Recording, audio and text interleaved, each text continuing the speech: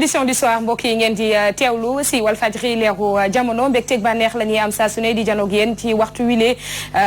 comme ni ko Ndeye Coumba Diop kan ubbee ci pàcc gu njëkk gi ñu ngi ci ñaareelu pàcc gi dañu koy dooree ak ganu xibaar yi tey ñu nal fi daral ki lee di Félix Mboup moom coordonnateur bu cercle des amis d'Adama Gaye monsieur Mboup ñu ngi lay nuyu. maa ngi lay fay Aïcha Diakhaté di nuyu téléspectateurs yi di nuyu Assane mi bokkal plateau bi di am contenté ci invitation bi ngeen ñu invité ngir ñu waxtaan li nga xam ni moo xew Sénégal muy arrestation arbitraire bi nga xam ni moom lañ teg Adama Gaye di journaliste consultant. gannaaw bi ñu la sant gërëm la ci wuyu ji gi ñu wuyu si kooku nga tudd léegi sax moom la ñuy waxtaanee di jàppub ki lee di Adama Gaye taskatu xibaar gi lee Assane Gueye mu ngi ci plateau bi Assane maa ngi lay nuyu. fay naa la soxna Aïcha Diakhaté di nuyu suñu gan Félix Mboup ak ñi nga xamante ne ñoom ñooy téléspectateurs yi ñuy seetaan. nga nar ñoo gunge ci waxtaan wi waaye itamit indaale rubrique vue du net tey lan la ñuy waxtaanee. la xew ca Guet Ndar rawatina si brèche bi muy dig bi ndaxte ñoom tey dañoo génn muy nappkat yi ñu def ab lim ne lu tollook ñeenti téeméer ak fukk ak ñaari doomi aadama ñoo xamante ne ay nappkat lañ doon nañu ñàkk seen bakkan ci diggante atum 2003 ak léegi ci dig googu te nguur gi deful li nga xamante moom mooy war daal di koy dragué ngir jëyee jooju daal di dañ loolu rek lañ nar waxtaane ak ni ko internet di jàngate ci vue du net lay doon waaye buñ ca noppee daal di ciy toftal di ëttu yéene kaay Afrique yi xëy fësal waaye bale booba mbokk yi dañuy yel si léegi-léegi ci gan gi ak waxtaan wi nga xam ne bëgg nañoo sekk ak moom.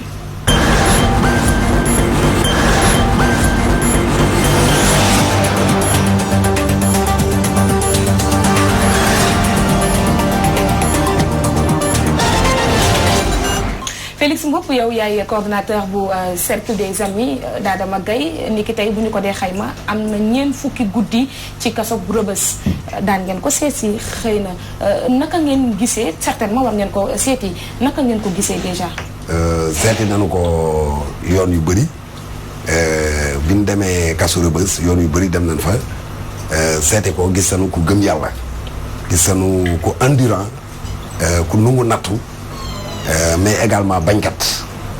koo xam ni du mas a accepter compromission koo xam ni gëm na ni dañ koo tuumaal gëm na ni dañ koo tooñ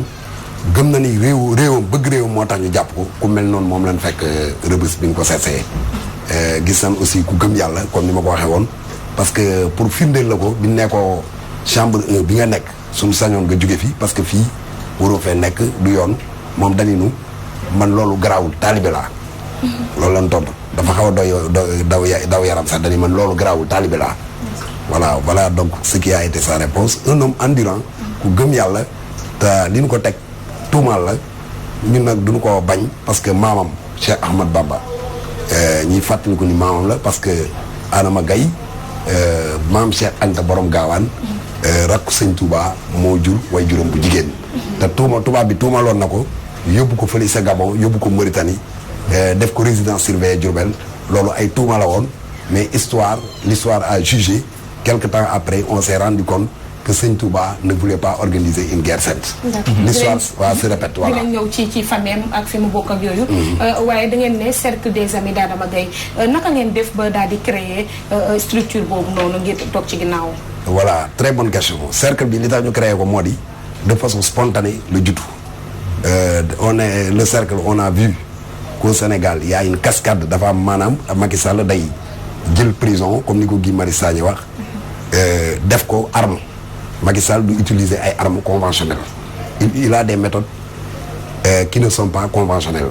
prison ak justice moom lay sukkandiku képp koo xam ne lanceur d'alerte nga képp ku nekk bañkat mu faagaagal la mais bi nu gisee ni cascade d'arrestation boobu dafa am far mu tombé ci Adama Gaye sur Facebook de façon spontanée ay amis yu amoon ci Facebook on a créé une page qu'on appelle les amis d'Adama Gaye page boobu après bi ñu ko amee ñuy jokkoo ñu ku nekk ci waa diaspora waa Sénégal ñu bëri nekk ci page bi finalement on a convoqué une assemblée générale à Dakar comme ñi nekk Sénégal moo bëri ñu constituer le bureau bi ñu constituer le bureau j'ai été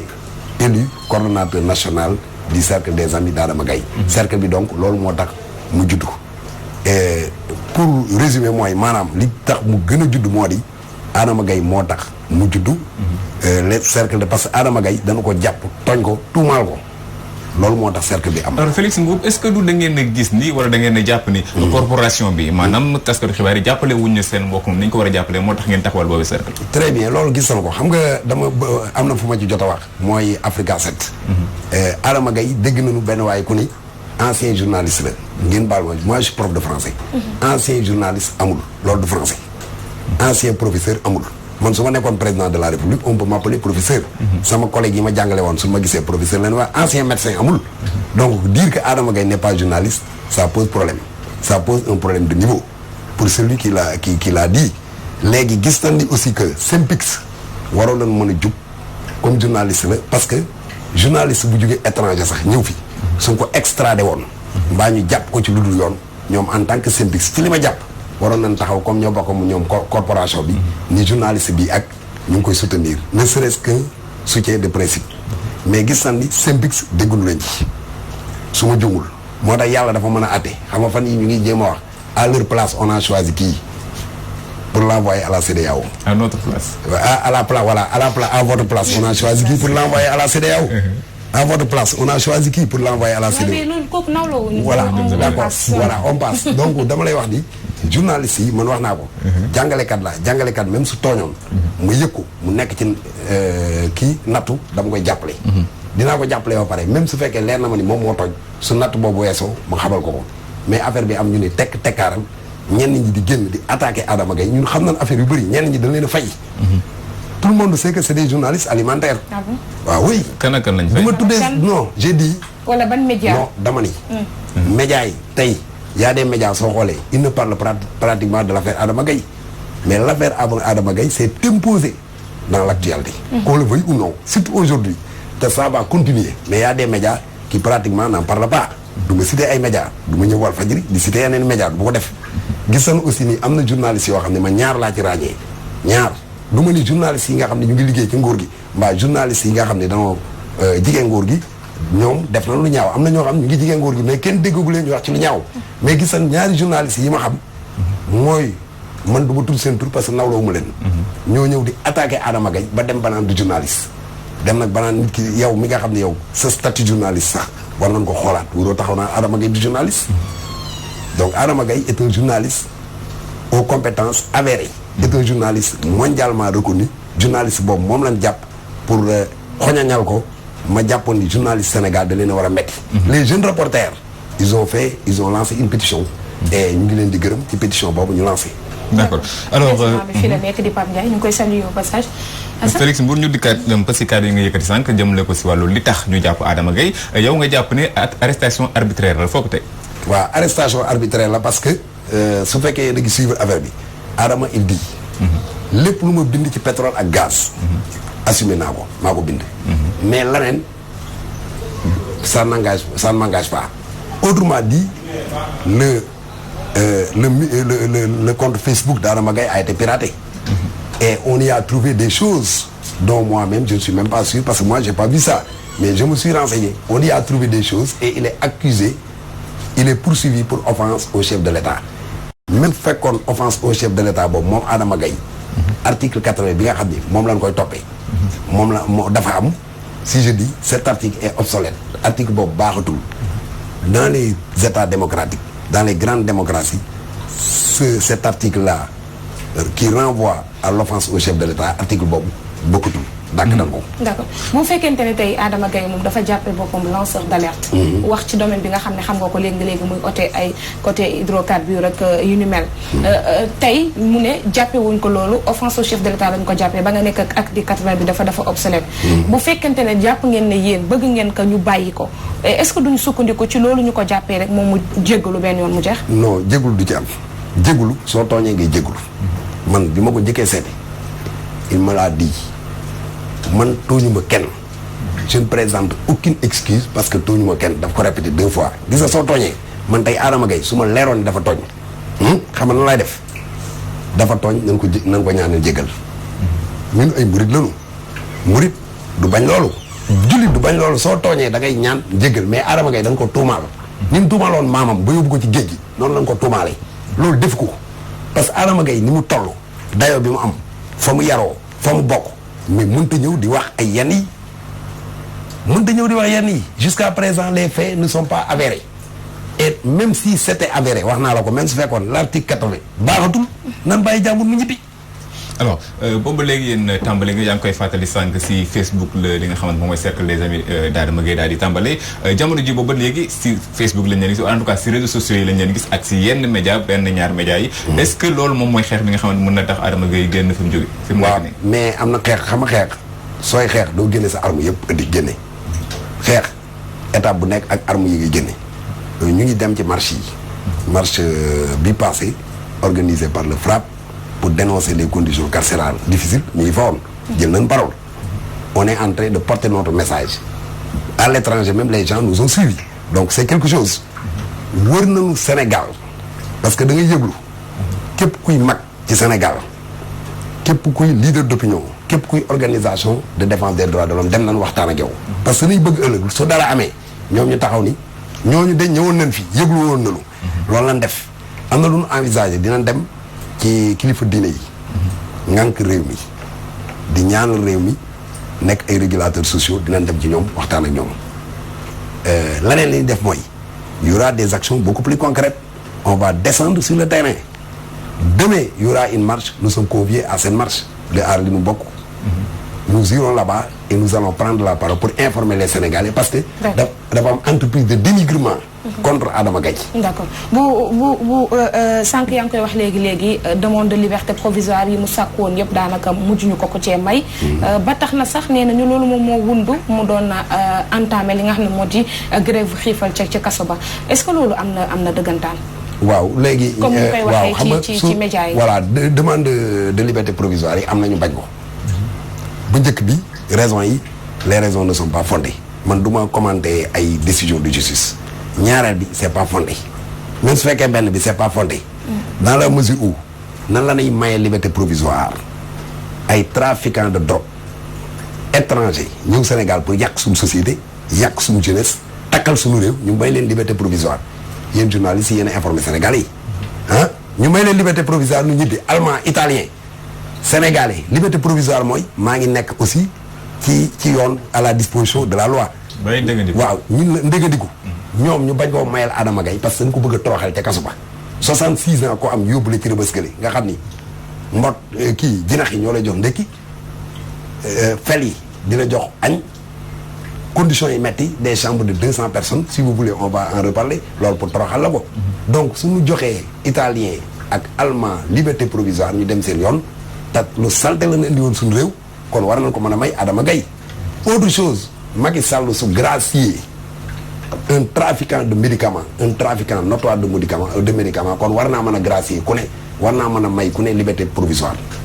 alors sànq yaa ngi wax. lu jëm si grâce gi moom buñ ci wax ndax njiit réew Macky Sall nee na grâce gi moo ko moom te ku ko neex la koy signer Assane. li jëm si wàllum condition carcérale li nga xamante moom la Adama Gaye di dund buñ la déggee dafa mel ni daal dara waaxu si nekkul si standing bi mu waroon nekk. waaw prison yi Sénégal yi catastrophe la. su doon français dama naan les prisons symbolisent la justification de l'homme prison yoo xam ni 400 personnes ou 800 la nga ko waroon defal mu nekk léegi 3000 personnes prison Rebeuss soo ko demee yow visiteur rek dès que vous entrez dans la prison de Rebeuss vous subissez un calvaire vous vivez le calvaire prison Sénégal baaxul li koy firndeel dans quel pays au monde c'est une honte 2 prisonniers meurent dans un pays au monde néewunu dañ doon def évasion ñu jam leen néewunu danoo feebar mbaa dañ doon xeex ci seen biir xam nga loolu mën na say acceptable mais c'est un brasseur moo daanu rey leen c'est une honte les prisons sont surpeuplées les conditions carcérales sont difficiles léegi donc pour toutes ces raisons nous jugeons que Adama Gaye là-bas c'est pas sa place y en a qui doivent aller à Rebeuss mais qui ne sont pas à Rebeuss qui sont libres. sànq yaa ngi naan dafa gëm yàlla kàddu yooyu bokk la yëkkatil bi nga xamante dem nga ko seeti ko waaye bu ñu déggee ñu ne Adama Gaye dafa tàmbalee xiifal wala di ñaxtu est-ce que du wane ni dafa commencer perdre le moral. voilà grève de la faim bi. y a 2 lectures mbaa benn mën naa joxe benn bi. grève de la faim arme ultime la soo demee face à un état de non droit comme état Macky Sall état bu respecté wul ak yelleefu doomu aadama. état bu respecté wul nit état boo xam ni kumba am ndey kumba amul ndey état boo xam ni monsieur Désir ak monsieur Volonté moo ko jiite muy Macky Sall état boobu ma ni sooy xeex ak moom tous les moyens sont bons et maintenant la grève de la faim moyen de pression la woon non seulement pour porter à la connaissance du monde entier la lutte mais également pour mettre la pression davantage sur cet état de non-droit. wax nga ko léegi nee nga état de non-droit yow yaa ko wax nga également que. de non-droit état boo xamante ni xeex ko day metti ndax boobu sous-entendre un peu que ne ñoom te ngeen a tële ci combat bi nga xam ne entamé ngeen ko. non tële sax amu ci parce que combat bi bu ko xeeb combat bi tey am na nu mu doon demee ñoom li ñu bëggoon amuñu ko Adama Gaye aurait pu passer inaperçu il est connu davantage dans les milieux intellectuels mais tey actuellement Adama Gaye marché boo dem Adama Gaye la ñuy wax jumaa joo dem Adama Gaye la ñuy wax. da ngaa bëgg a wax léegi kaso bi da ko mayaale buzz. daf ko waaw mais effectivement mais avant sax am na buzz bi. woon nit ku ndaw. waaw du nit ku ndaw avant boobu am na buzz bi. avant boobu am na buzz bi. donc buzz tëj aussi dafa non d'accord buzz c'est-à-dire am na ñoo xam ne de grands hommes dañ leen tëj ñu xam ñu gën leen xam gën leen a médiatiser. effectivement foofu laay waxee. voilà effectivement donc comme ni nga ko waxee ba kaso. genre épreuve la. mais kaso également je considère que ça peut être une bénédiction. Ça peut être source de bénédiction ça il faut le dire. Et que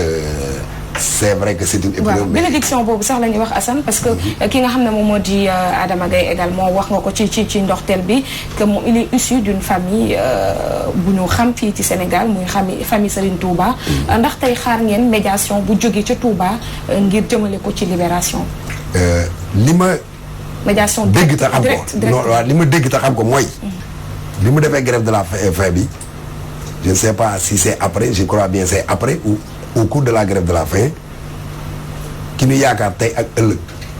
Serigne Mountakha Bassirou Mbacké xalif général kulli murit ci àdduna bi yebal na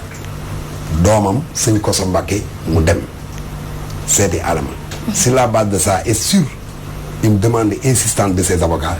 ci la bàyyi grève de la faim bi ci information yi mu jotugul et je considère que c'est des informations avérées li ma bëgg a waxaat mooy Adama foofu la bokk mais du lu muy fësal nangu na ko parce que yoonu mburit ñu xam naa ne la lu ci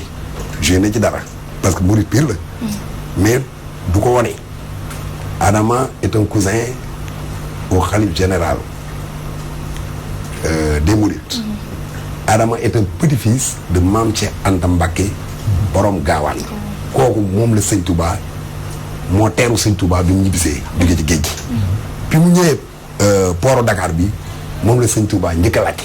ana Cheikh Anta la wax kooku moom lañ téye ci kaso bi l'histoire se répète et ça ne nous surprend pas parce que c'est le colonisateur qui avait arrêté Cheikh Ahmad Bamba et aujourd'hui c'est un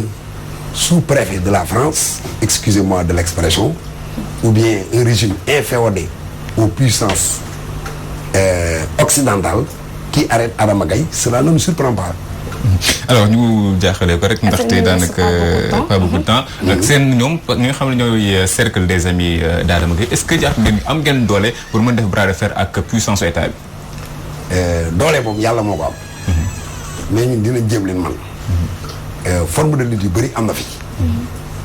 taxul mu xalifa te nañu ko fi lu ne gars yi def na ko. julli nañ fi àjjuma sax dem fi rëbës.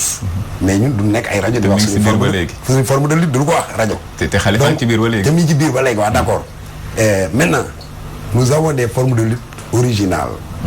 des formes de lutte yoo xam ne Sénégal yi sax xamuñu ko. ma ni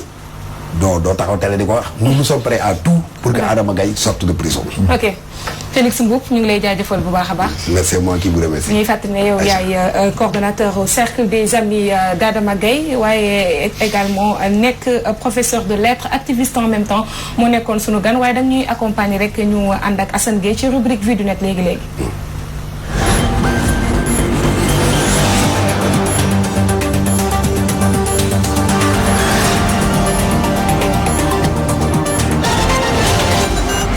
Vue du Net tey bi Assane Demba Ndar Géej lu tolloog ñeenti téeméer ak fukk ak ñaari nappkat ñoo ñàkk seenu bakkan ci ban jëya noonu la demee tey ñi nga xamante ñoom ñooy mool yi nekk ca Gendar ñoom ñoo génn daal di def li nga xamante ne moom mooy ab taxaw seetlu daal di wax ñaawteef yi nga wala sax jafe-jafe yi nga xamante ne ñoom ñu ngi koy dund sa foofee noonu rawatina ca brèche bi nekk ca Gendar muy diig bi ñuy wax ni faat na lu tollook ñeenti téeméer ak fukk ak ñaari doomi aadama yoo xamante ne ni dem géej muy ay mool si diggante atum 2003 ak jamono ji ñu nekk nag ki yëkkati kàddu yooyu sax moom mooy nekk secrétaire général bu syndicat des travailleurs autonomes de la pêche Moustapha Dieng di nga xam le ni nag fi mu nekk ni dafa jot nguur gi daal di jug def si lim si war ndaxte boobu léegi ñu ngi leen di xaar ngir ñu baliser daal di draguer li nga xamante ni moom mooy dig boobu waaye ba tey defuñ ko te saa su ne at mu ne dañuy wàññi ay doom ay néew yoo xamante ni daal ñoom mënatuñ koo muñ te tamit ki nga xamante ni moom mooy jëwriñ gi ñu dénk wàlluk napp bi jamono yi Omar comment ça s'appelle encore de Rufisque Omar Gueye de Rufisque donc jamono jooju ba léegi ñoom ñi ngi wax rek lim leen dig gépp ñoom nee nañ def ko nguur gi lim leen dig amul leen loo xamante ni jéego bu rafet la def na ko ngir daal di wàññi jéey yooyu ndaxte doon na loo xamante nag urgence la super priorité sax la war a doon ci nguur gi bu fekkee say doom dañuy faatu si anam yoo xamante ni waroon na mën a ñàkk ci diwaanu Saint-Louis loolu nag daal di tamit ay jur coow lu metti internet yi daal koy commenté bu baax ku nekk ni nga ko jàngatee ku nekk ni nga ko partagé ci li nga xamante ni moom mooy li xew Ndar waaye laata ma leen commentaire internet yi ñu xool ban commentaire nga si def Félix Bou. waaw commentaire bi ma si def mooy damay def link bi ak li xew Rebeuss. 420 je crois c'est 421 morts. Depuis 2003 hein, vous dites 2013 ou 2003. 2003. Depuis 2003 donc vous voyez c'est une hécatombe. Un peu moins de 16 ans. Ouais, un peu moins de 16 ans c'est une hécatombe. On a discuté avant le début de la discussion. Donc ça montre encore une fois que l'être humain, on nous dit dans la constitution qu'il est sacré mais loin s'en faut dans ce pays. L'être humain non dama ni ci constitution bi fépp yàlla loolu la bind ci alxuraan sax nit dafa am benn gëdd bu ñu ko war a jox. dafa barkeel. mais yii lii day wane ni ñoom nit teguñu ko fenn 2013 ba léegi ou 2003 nga ma wax 2003 ba léegi 421 morts je crois bien. mais du lu ndaw. dañ ci war a jug defar ko toog fii pour askan wi parce que askan wi moo leen teg ci nguur liggéeyal askan wi. musiba yi di am ñu koy éviter xam nga li xew prison mais il y a de l'espace au Sénégal et on peut construire des prisons comme il y a des moyens pour régler le problème de cette brèche. alors ñu daal di dem ci commentaire internaute yi ay Cheikh Diakhaté moo ñu ko permettre ñu tàmbali ak kii commenté dans l'anonymat dafa nëbbu turam muy wax ni ñeenti téeméer ak ñaar fukk ak benn doomi aadama yu ñàkk seen bakkan lii nag doon na loo xamante ni doy na waar ndaxte bu doon feneen dañ koy def urgence muy yeneen réew yi nga xamante ni ñu ngi doxal yoon dañ koy def urgence daal di fàcc mbir mi ndaxte dañoo mel ni sax suñu askan wala suñu kilifa yi joxuñ benn gëdd ñi nga xam ne ñoom ñooy askan wi leen fal kii it ne ko man mënuma comprendre ab pêcheur nappkat boo xamante ne day ñàkk bakkanam si géej ak fi nga xamante dafa la àddina toll ci développement ndaxte am na mbir yu bëri yoo xamante ne dañ ko war a soppi ci nit ñi doxalee buñ ko soppee rek facilement li nga xamante ne moom mooy dinañ leen mën a sauver te itamit ki ko war a jiite moom mooy ñi nga xamante ne ñoom ñoo nekk ci nguur gi maanaam état bi nga xamante ni moom la ñuy dénk suñu lépp Sara noonu la internet bi tudd moom bi muy commenté mi ngi nag man mënuma gis am na loo xamante ni nag faaw ñu teg ko tamit ñi nga xamante ni ñoom ñooy ñi dem ci géej gi ndaxte saa su ne des fois dañ leen di jox ay alerte yoo xamante ne duñ ko déglu loolu tamit doon na ci baax te it buñ jëlee lépp nag def ko ci nguur gi donte nguur gi am na ci wàllu wu rëy ñi nga xamante ni ñoom ñooy dem si géej gi si jamono yoo xamante ni géej gi dalul doon it am na njumte gu ñuy def internet bi moom it commenté ni lenn rek moo ko waral muy tekk-tekkaraal bi nga xamante ni noonu la nguur gi daal di nekkee jamono ji ndaxte li ñuy xaar si moom boobu tey defuñ ko ba gannaaw ba nga xamante ni brèche boobu am na tijjeeku na boobu ba léegi ñi ngi wax nguur yu bëri jaar nañ fi nit ñu bëri jaar nañ fi xaalis bu bëri génne nañ ko waaye dugaluñ ko fi ñu ko war a dugal loolu moom tax nag ñu nekk si jamono ji mbir yu ni mel jafe-jafe yu ni mel te tamit ñoom ñi nga xamante ñoom ñoo ñu jiite nekk ci pouvoir bi dugal jëluñ seen responsabilité jëluñ ko ni mu waree ngir daal di jëlee askan wi si jëye yi ñu nekk ndaxte lii doon na lu doy waar. doon na lu doy waar mu doonoon Assane Gueye ci rubrique bi di Vue du Net léegi-léegi mbokk yi dañuy jàll ci li ëtt yéene kaay dendoog Afrique yi xëy fësal.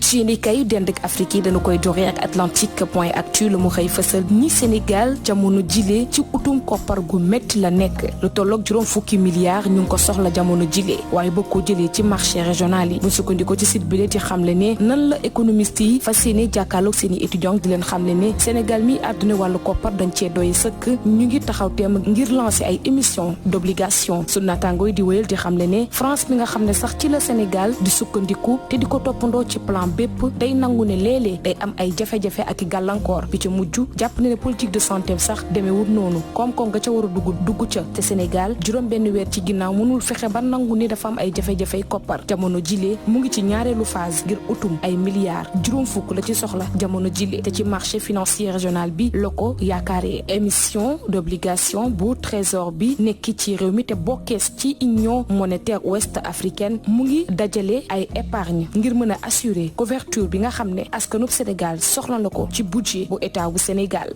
eMédia.sn moom fëll ci denc gi ñu denc Matar Dioum gannaaw ba mu faatoo ca Suède moom néewam yegsi démb ca guddi ca diwaanu Ndakaaru ñu daal di ko jébbal boroomam niki ca Jurbel gannaaw bañ ko dëjalee ci njabootam niki alxames gilee ca Jurbel nag ci ay jegeñaalem la mujj Matar Dioum moom nekkoon ak tëggkat ca diwaanu Suède lañu fekk ci weeru août ci immeuble am mu daal di faatu ci anam gu jéggi dayoo laata ba ñuy àdduna sax dañu ko mujjeewoon jamate ay paaka ba mu ñàkk bakkanam néewam nag yàggoon loolu ci dëkk bi di Suède mënuñu fexe ba indi ko association sénégalais yiy dund foofu te Suède ñoo mujjee cotiser état bi jàppale leen ñu mën a indi néewam daal di koy suul ci kanami mbokkam ab mobilisation populaire la waa Guet Ndar def ñoom nappkat yi di métitlu ak indi njaaxle ci biir Dakaractu.com lu tolloog ñeenti téeméer ak fukk ak ñaari doomi aadama ñoo ñàkk seenu bakken ñu dem bay xamle ni trop c'est trop lu ëpp tuuru fi mu ne dañuy jàll ci vitesse supérieure bi ngir nguur gi daal leen gestu ci seenu nakkar balisage bu brèche bu Saint-Louis nappkat yu Langue de Barbarie ne du ca dal daal nañoo yegg ba ca cappaandaw ga ngir yuuxu seeni métitu xol ne canal bi nga xam ne daanaka ñeenti mètre képp la woon tey mu ngi ci juróom benn mètre te kenn mënu ci wax dara te loolee day lor saa su ne ay téeméeri nappkat bi ci mujj ni ki ati 2003 ba tey ñu ngi jànkuwanteel ay nappkat yoo xam ne dañuy soobu ca digg géej suulu ca ci anam gu jéggi dayoo loolee nag di kàddu yu Moustapha Dian moom secrétaire général bu syndicat autonome yu nappkat yi ci réew mi bokkees itamit ci union nationale des pêcheurs artisanal moom Moustapha Dian di sàkku ci njiitu réew mi Macky Sall ni mu warlu leen ci seenu nekkin ndax napp itamit am na njariñ loolu waaye di métti lu bu baax a baax kaddu yi nga xam ne Omar Gueye yëkkati na ko ni waroon na ak lu mu diggee woon engagement la tegoon ci nappkat yi ba ñu votel ko waaye jamono jile nax na leen te du ko ci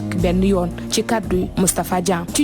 Tunisie-numérique.com daal di yegg si moom ci élection présidentielle na ma tëgg ni ki fukki fan ak juróom ci réew ma Nabil Karoui daal di door ab grève bu xiifal ca Kasoga taskatu xibaar yi di xamle ne Rida Belhaj mi nga xam ne dafa bokk ci collectif ba koy jàppale bind ne candidat élection présidentielle bi dafa daal di door ab grève bu xiifal ci Kasoya ndax dafa bëgg bokk ci jongante yi waaye itamit voté ci statut bi nga xam ne dañu koo fësal ci compte Facebook Rida Belhaj daal di xamle ne client am leen rek lay sàkku muy ab droit de vote ni ki fukki fan ak juróom ci weeru septembre Nabil Karoui ñu fàttali ne ab homme d'affaires la moom chaîne télévision bi ñu tippee Nesma TV ñu daal di koy jàpp ni ki ñaar fukki fan ak ñett ci weeru août gi ñu génn ci ay mbirub blanchiment d'argent ñu jeexale kook Maliatu.net la mu daal di xëy fësal di axe Bandiagara Bankas juróom benn civil la ñu fa daal di faat ñaar ñu daal di fëkk yóbbu xibaar yi nag responsable collectif yu association yu ndaw yi nekkee ca localité ba ñoo ko xëy fësal ni exécution boobu nag du ñu ne guléet ndax tronçon boobule di Bankas jàpp Bandiagara lu toll ci ay fukki nit saa su ne dañu fay ñàkk seenu bakken waaye di xamle ne yenn meurtre yi du fa guléet ñu cay joxoñ baaraamu tuuba yenn ci ay pël yoo xam ne dañoo yenn ay gànnaay di defi ñombe saa su ne di dugg ci ay oto di wàccee passager yi waaye itamit di jël seenu koppar ba ci di leen faat ñenn ñi sax dañuy jaaree fa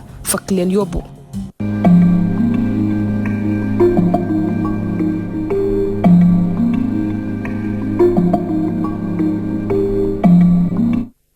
mu nga ko loolee nekkoon at su yéenekaay yi dend Afrique yi xëy fësal moom sax moo daal di ndar képpee ñaareelu pàcc bu magazine bi la di l'édition du soir ñetteelu pàcc bi dañuy dem l'autre côté fekk fa Ramatoulaye Badiane mu ñëw ak yéen ci xibaaru 20h yi di journalu 20h bi ci kanam ak jàmm ñëw yeggal la 4e et dernière partie.